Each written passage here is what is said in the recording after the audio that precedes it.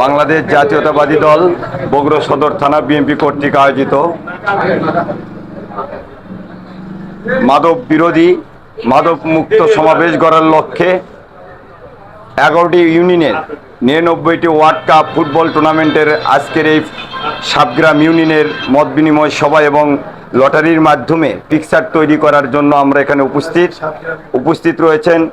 আজকের এই অনুষ্ঠানের সম্মানিত সভাপতি, আপনাদের ইউনিয়নের কৃতি সন্তান, আমাদের রাজনীতির সহযোদ্ধা, সাবগ্রাম ইউনিয়ন বিএনপির সম্মানিত সভাপতি, সদর উপজেলা বিএনপির সম্মানিত সাংগঠনিক সম্পাদক, অত্র কমিটির উপদেষ্টা আবু সালে নয়ন ভাই এখানে উপস্থিত রয়েছেন।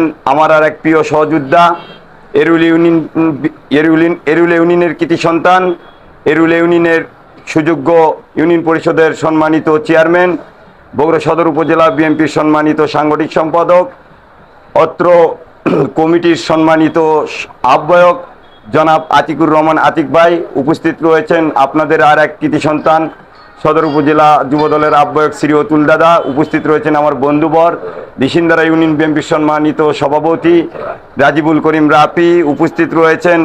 আমার আর এক রাজনীতি সহযোদ্ধা, সদর উপজেলা বিএনপির যুগ্ম সাধারণ সম্পাদক আকমল হোসেন সজল ভাই উপস্থিত রয়েছেন। আমাদের আর এক সহযোদ্ধা, যাকে ডাকলে আমরা সবসময় কাছে পাই, ফাপর ইউনিয়ন বিএনপির সম্মানিত সাধারণ সম্পাদক কামাল ভাই উপস্থিত রয়েছেন। মিঠু ভাই উপস্থিত আছেন। আমাদের আর এক সহযোদ্ধা, তরুণ উদীয়মান নেতা, ছাত্র দলের আইকন, সদর উপজেলা ছাত্র দলের সম্মানিত সভাপতি আকিব, সাধারণ সম্পাদক সাকিব উপস্থিত আছেন। অত্র ইউনিয়নের আর এক কৃতি সন্তান, আমাদের সবারই সুপরিচিত সম্মানিত সাধারণ সম্পাদক সাজু ভাই উপস্থিত। অত্র ইউনিয়নের সাংগঠনিক উপস্থিতি, সকল অঙ্গ সহযোগী সংগঠনের নেতৃবৃন্দ, সবাইকে আমার সালাম, আসসালামু আলাইকুম। আপনারা কেমন আছেন?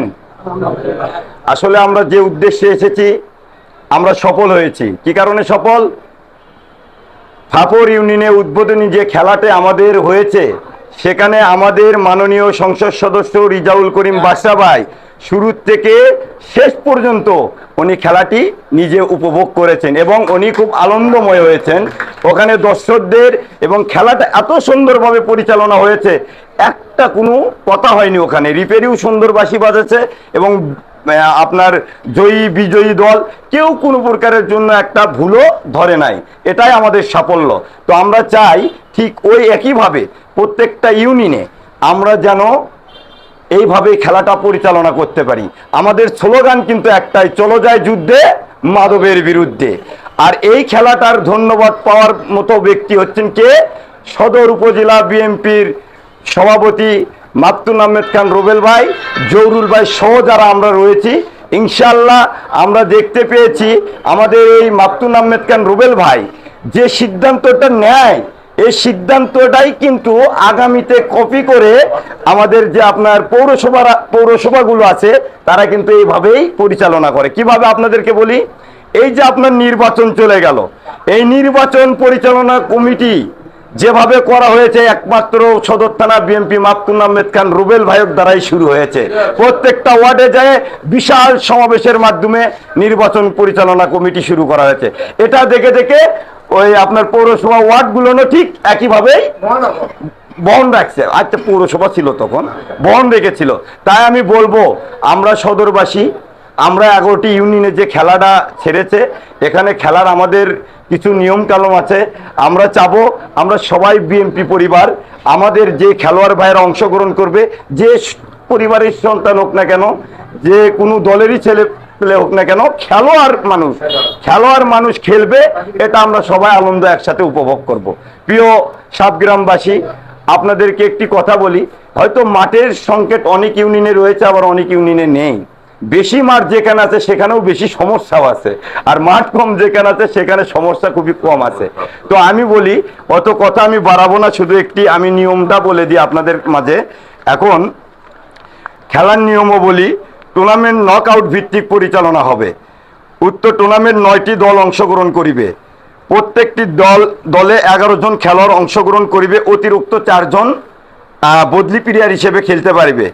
প্রত্যেকটি ওয়ার্ডের খেলোয়াড়ের জন্ম নিবন্ধন ও জাতীয় পরিচয়পত্র নিয়ে আসতে হবে। এটা করাতে একটা জিনিস ভালো আছে কি, আপনি যে ওয়ার্ডের প্লেয়ার খেলাবেন সে যদি কোনো জায়গার থেকে ভুল করেও কাউকে খেলানোর চেষ্টা করে, সে যদি ম্যাচটা জিতেও যায়, ফাইনালে যাইও যদি এটা প্রমাণিত হয় আপনাদের অবজেকশনে যে ও ওই ওয়ার্ডের বাসিন্দা না, অন্য জায়গার থেকে নিয়ে এসে তাকে যে কোনো ডুপ্লিকেট করে খেলানোর সুযোগ করে দেওয়া হচ্ছে, তাহলে ওই টিম ফাইনালটিও বাতিল করে ঘোষণা করা হচ্ছে, বাতিল হয়ে যাবে। ওখানে কোনো ছলচাচারি চলবে না, কোনো বৈষম্য এই খেলার ভিতর থাকবে না।